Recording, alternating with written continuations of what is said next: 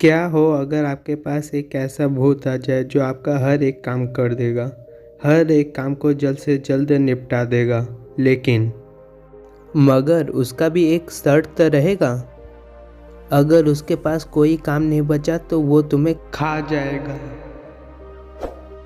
उससे पहले इस चैनल को सब्सक्राइब करें और भी मज़ेदार कहानियाँ सुनने के लिए।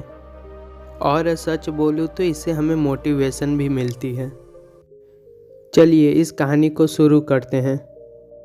एक बार की बात है, एक भूत पकड़ने वाला साधु अपने साथ एक बोतल पर भूत पकड़कर लेकर आया था।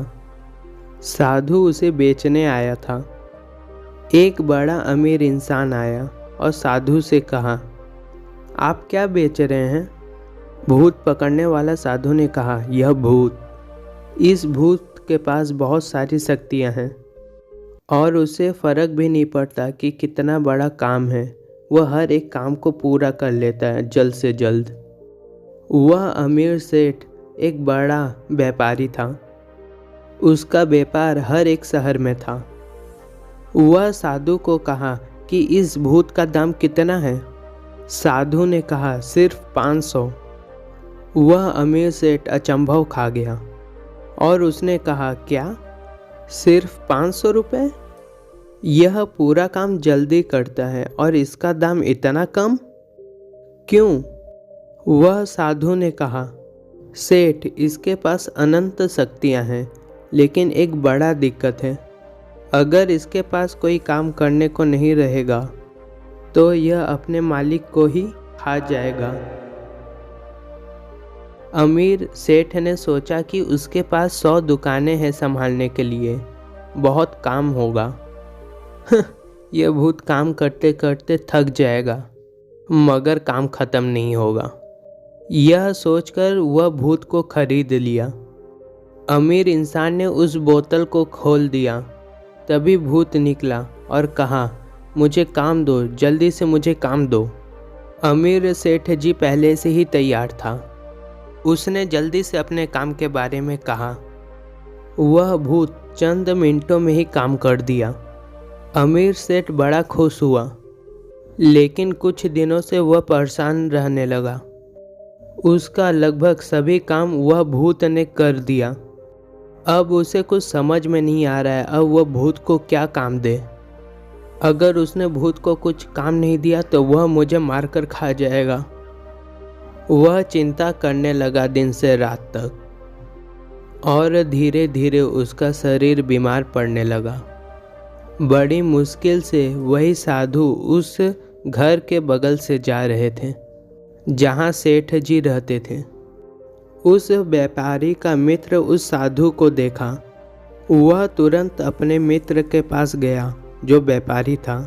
उसने अपने मित्र को कहा, मित्र वो साधु आए हुए हैं नीचे, जाकर अपने समस्याओं का निवारण करने के लिए पूछो।